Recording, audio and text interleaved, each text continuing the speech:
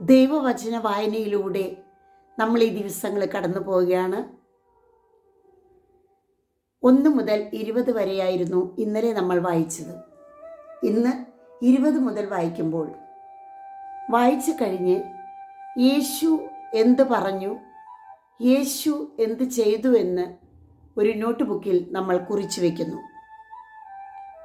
ഈ വായനയിലൂടെ കടന്നു പോകുമ്പോൾ വലിയ അത്ഭുതങ്ങളും അടയാളങ്ങളും മാനസാന്തരങ്ങളും സൗഖ്യങ്ങളും വിടുതലുകളും സംഭവിക്കുന്നു. ഇന്ന് നമ്മൾ വായിക്കാൻ പോകുന്നത്, എല്ലാവരും വിശുദ്ധ ഗ്രന്ഥം നെഞ്ചോട് ചേർത്ത് പിടിച്ചുകൊണ്ട്, വിശുദ്ധ ഗ്രന്ഥം ചുംബിച്ചുകൊണ്ട് വിശുദ്ധ മർക്കോസിൻ്റെ സുവിശേഷം എടുത്ത് അധ്യായം 1 20 മുതൽ നമ്മൾ വായിക്കുകയാണ്. പിശാച് ബാധിതനെ സുഖപ്പെടുത്തുന്നു. അവർ കഫർനാമിലെത്തി. സാബത്ത് ദിവസം അവൻ സിനഗോഗുകളിൽ പ്രവേശിച്ച് പഠിപ്പിച്ചു. അവൻ്റെ പ്രബോധനത്തിൽ അവർ വിസ്മയഭരിതരായി. കാരണം നിയമജ്ഞരെ പോലെയല്ല, അധികാരമുള്ളവനെ പോലെയാണ് അവൻ പഠിപ്പിച്ചത്. അശുദ്ധ ആത്മാവ് ബാധിച്ച ഒരുവൻ അവിടെ ഉണ്ടായിരുന്നു. അവൻ അലറി, നസ്രായനായ യേശുവേ, നീ എന്തിനെ ഞങ്ങളുടെ കാര്യത്തിൽ ഇടപെടുന്നു? ഞങ്ങളെ നശിപ്പിക്കാനാണോ നീ വന്നിരിക്കുന്നത്? നീ ആരാണെന്ന് എനിക്കറിയാം, ദൈവത്തിൻ്റെ പരിശുദ്ധൻ. യേശു അവനെ ശാസിച്ചു, നിശബ്ദനായിരിക്കുക, അവനെ വിട്ട് നീ പുറത്തു വരിക. അശുദ്ധാത്മാവ് അവനെ തള്ളി വീഴ്ത്തിയിട്ട് ഉച്ചസ്വരത്തിൽ അലറിക്കൊണ്ട് പുറത്തു വന്നു. എല്ലാവരും അത്ഭുതപ്പെട്ട് പരസ്പരം പറഞ്ഞു, ഇതെന്ത് അധികാരത്തോടെയുള്ള പുതിയ പ്രബോധനമാണ്! അശുദ്ധാത്മാക്കളോട് പോലും അവൻ ആജ്ഞാപിക്കുന്നു, അവ അനുസരിക്കുകയും ചെയ്യുന്നു. അവൻ്റെ പ്രശസ്തി ഗലീലിയുടെ സമീപ പ്രദേശങ്ങളിലെല്ലാം പെട്ടെന്ന് വ്യാപിച്ചു. ശിമയോൻ്റെ അമ്മായിയമ്മ.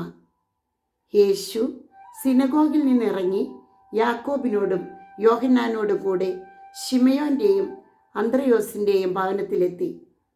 ശിമയോൻ്റെ അമ്മായിയമ്മ പനി പിടിച്ച് കിടപ്പിലായിരുന്നു. അവളുടെ കാര്യം അവർ അവനോട് പറഞ്ഞു. അവൻ അടുത്ത് ചെന്ന് അവളെ കൈക്ക് പിടിച്ച് എഴുന്നേൽപ്പിച്ചു. പനി അവളെ വിട്ടുമാറി. അവർ അവരെ ശുശ്രൂഷിച്ചു. അന്ന് വൈകുന്നേരം സൂര്യൻ അസ്തമയമായപ്പോൾ രോഗികളും പിശാച് ബാധിതരുമായ എല്ലാവരെയും അവർ അവൻ്റെ അടുത്ത് കൊണ്ടുവന്നു. നഗരവാസികളെല്ലാം വാതിൽക്കൽ സമ്മേളിച്ചു. വിവിധ രോഗങ്ങൾ ബാധിച്ചിരുന്ന വളരെ പേരെ അവൻ സുഖപ്പെടുത്തി. അനേകം പിശാചുക്കളെ പുറത്താക്കി. പിശാചുക്കൾ തന്നെ അറിഞ്ഞിരുന്നതുകൊണ്ട് സംസാരിക്കാൻ അവരെ അവൻ അനുവദിച്ചില്ല. സിനഗോഗുകളിൽ പ്രസംഗിക്കുന്നു. 21 വചനം നമുക്ക് നോക്കാം. യേശു എന്ത് ചെയ്തു? സിനഗോഗിൽ പ്രവേശിച്ച് പഠിപ്പിച്ചു. 1:25. യേശു എന്ത് പറഞ്ഞു? യേശു പിശാചിനെ ശാസിച്ചു, നിശബ്ദനായിരിക്കുക, അവനെ വിട്ട് നീ പുറത്തു വരിക. 1:29. യേശു എന്ത് ചെയ്തു? യേശു സിനഗോഗിൽ നിന്നിറങ്ങി യാക്കോബിനോടും യോഹന്നാനോടും കൂടെ ശിമയോൻ്റെയും അന്ത്രയോസിൻ്റെയും ഭവനത്തിലെത്തി. 31. യേശു എന്ത് ചെയ്തു? യേശു അടുത്ത് ചെന്ന് അവളെ കൈക്ക് പിടിച്ച് എഴുന്നേൽപ്പിച്ചു.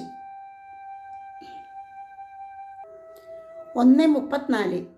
യേശു എന്ത് ചെയ്തു? വിവിധ രോഗങ്ങൾ ബാധിച്ചിരുന്ന വളരെ പേരെ അവൻ സുഖപ്പെടുത്തി.